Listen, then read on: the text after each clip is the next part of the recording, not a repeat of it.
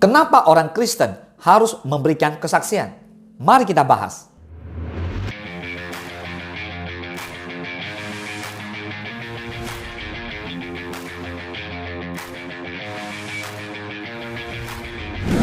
Menjadi saksi Kristus adalah tugas setiap orang percaya tanpa terkecuali.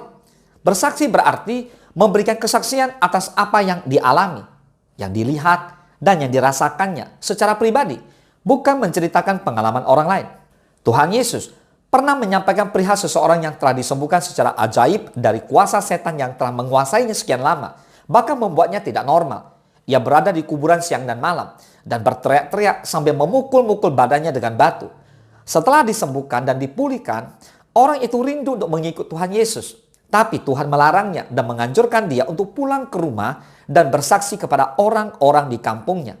Mari kita baca Markus 5 ayat 19 dan 20. Yesus tidak memperkenankannya, tetapi ia berkata kepada orang itu, "Pulanglah ke rumahmu, kepada orang-orang sekampungmu, dan beritahukanlah kepada mereka segala sesuatu yang telah diperbuat oleh Tuhan atasmu dan bagaimana ia telah mengasihani engkau." Orang itu pun pergilah dan mulai memberitakan di daerah Dekapolis segala apa yang telah diperbuat Yesus atas dirinya. Dan mereka semua menjadi heran. Wow, katakan amin. Pertanyaannya, sudahkah kita bersaksi kepada orang lain tentang Tuhan Yesus? Ataukah kita enggan bersaksi karena menyadari bahwa kehidupan kita sendiri belum bisa menjadi kesaksian bagi orang lain? Saudara, setiap kita pasti pernah mengalami pertolongan dari Tuhan. Amin. Disembuhkan dari sakit, dipulihkan rumah tangganya dan sebagainya. Inilah yang harus kita saksikan kepada orang lain. Jadi tugas kita hanya bersaksi. Sedangkan yang membuat orang lain menjadi percaya kepada Tuhan Yesus adalah pekerjaan Roh Kudus. Maka kita lakukan bagian kita, yaitu bersaksi. Dan Tuhan melakukan bagiannya Tuhan. Tuhan jamah mereka. Amin. Nah, banyak orang mungkin bertanya-tanya, mengapa orang Kristen harus bersaksi kepada orang lain? Tahukah Anda, ada begitu banyak orang yang menghembuskan nafas terakhirnya tanpa mengenal Kristus, dan pada akhirnya mereka tidak akan menghabiskan waktu kekal di surga dan mereka masuk neraka. Nah, meskipun Anda mungkin takut untuk menginjili, bayangkan betapa buruknya jika orang yang Anda kasihi meninggal tanpa mengenal Yesus Kristus, Sang Juru Selamat. Anda bisa bayangkan itu. Anda punya begitu banyak kesempatan untuk memberitahukan kepada mereka tentang kabar baik, tentang keselamatan di dalam Yesus Kristus. So, jangan tunda waktu menceritakan kebaikan Tuhan Yesus atas kita kepada orang lain. Nah, saudara, tinggal kita menyaksikan kok apa yang Tuhan kerjakan, apa yang kita alami dari Tuhan. Dan itu semua begitu luar biasa. Ada amin. Berikut ini adalah 3 alasan Alkitabiah mengapa kita harus bersaksi untuk Kristus. Yang pertama, Yesus memerintahkan kita. Di Matius 28 ayat 18 dan 19 berkata, Yesus mendekati mereka dan berkata, "Kepadaku telah diberikan segala kuasa di sorga dan di bumi. Karena itu pergilah, jadikanlah semua bangsa muridku, dan baptislah mereka dalam nama Bapa dan Anak dan Roh Kudus." Nah, saudara, ini adalah amanat agung Tuhan kita Yesus Kristus, di mana Tuhan memerintahkan kita untuk pergi. Amin. Jadikan semua bangsa murid, artinya kita pergi bersaksi, ceritakan tentang betapa Tuhan itu baik. Kabar keselamatan di mana Tuhan menyelamatkan saudara dan saya agar kita mendapatkan hidup yang kekal. Katakan amin.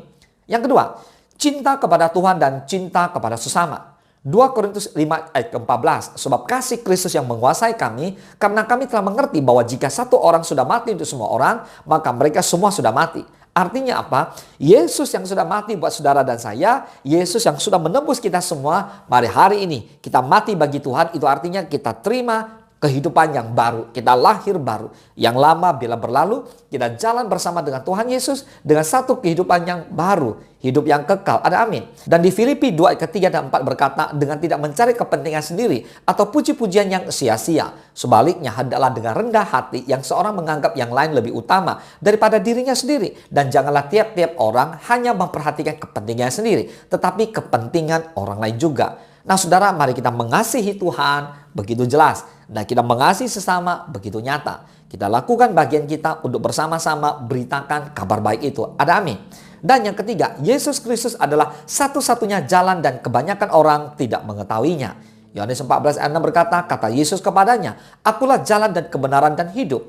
Tidak ada seorang pun yang datang kepada Bapa kalau tidak melalui aku. Katakan amin. Jadi Yesus adalah jalan itu sendiri. Bahkan Yesus adalah kebenaran. Dan tidak ada seorang pun yang bisa datang kepada Bapa di surga kalau tidak melalui Yesus. Makanya beritakan kabar keselamatan dari Yesus kepada umat manusia yang mau katakan amin. Yohanes 3 ayat ke-36 berkata, barang siapa percaya kepada anak, ia beroleh hidup yang kekal. Tetapi barang siapa tidak taat kepada anak, ia tidak akan melihat hidup, melainkan murka Allah tetap ada di atasnya. Oh, saudara bayangkan, jika tidak mau terima murka Allah, terima Tuhan Yesus sebagai Tuhan dan Juru Selamat kamu. Katakan amin. Yohanes 3:18, barang siapa percaya kepadanya, ia tidak akan dihukum. Barang siapa tidak percaya, ia telah berada di bawah hukuman, sebab ia tidak percaya dalam nama anak tunggal Allah, yaitu Yesus Kristus. Maka percayalah, maka kamu dan seisi keluargamu akan diselamatkan. Ada amin. Nah, inilah alasan kuat mengapa kita harus pergi bersaksi. Nah, sebagai penutup saudara, mari kita renungkan pertanyaan ini. Pernahkah kita menghitung kebaikan Tuhan Yesus yang sudah Tuhan berikan atau lakukan pada hidup kita? Jika kita mau menghitung-hitung, tentu kita tidak dapat menghitungnya. Dari sekian banyak pertolongan yang Tuhan sudah lakukan dalam hidup kita, berapa banyak yang sudah kita ceritakan kepada orang-orang di sekitar kita. Kita telah banyak mengalami kuasa, mujizat, dan pertolongan dari Tuhan kita Yesus Kristus. Sudah seharusnya kita menjadi orang-orang yang berani bersaksi tentang perbuatannya. Kita dipanggil untuk menjadi saksi. Pada akhirnya melalui kesaksian dari hidup kita, maka nama Tuhan dimuliakan. Membuat orang yang mendengarnya terdorong untuk mengenal Tuhan Yesus lebih jauh. Dan kita berdoa biar kuasa Roh Kudus bekerja menjamah mereka. Dan mereka boleh menerima Yesus sebagai Tuhan dan Juru Selamat. Saudara, kesaksian sejati adalah kehidupan yang memperlihatkan kuasa Tuhan.